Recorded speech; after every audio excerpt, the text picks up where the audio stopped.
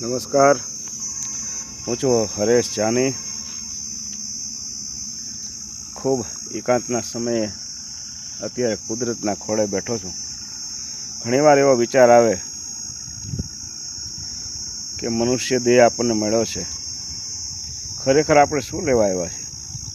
આ દુનિયામાં આપણે માત્ર ને માત્ર કામ કરવા માટે આવ્યા છીએ, પૈસા કમાવા માટે આવ્યા છીએ, દોલત મિલકત ભેગી કરવા માટે આવ્યા છીએ, દીકરાઓને કે દીકરીઓને કે પરિવારને રાજી કરવા માટે આવ્યા છીએ.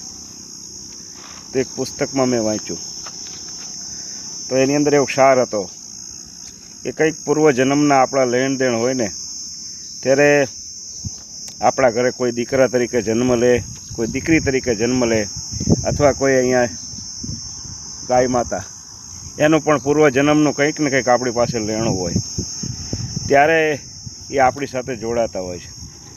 કંઈક ને કંઈક ઋણાનું બંધન હોય છે. એના વગર કોઈ વ્યક્તિ કોઈની સાથે જોડાતું નથી.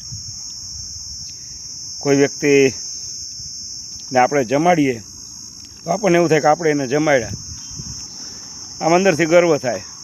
પણ ખરેખર આપણે એને જમાડતા નથી. કંઈક પૂર્વજન્મમાં આપણે એનું જમ્યા હોય, એ આ જન્મમાં આપણે એને કર્જ ચૂકવવા માટે એ આપણી અહીંયા જમવા આવે છે. એનું કર્જ આપણે પૂરું કરવાનું હોય. આવો ક્યાંક ને ક્યાંક બનતું હોય છે. પછી ગાયના રૂપમાં હોય, કોઈ કૂતરાના રૂપમાં હોય, કોઈ ભાઈના રૂપમાં હોય, કોઈ પણ સગા સંબંધી કે કોઈના રૂપમાં હોય કે મિત્રના રૂપમાં કંઈક ને કંઈક ઋણાનું બંધન હોય છે. એના વગર માણસ જોડાતા નથી.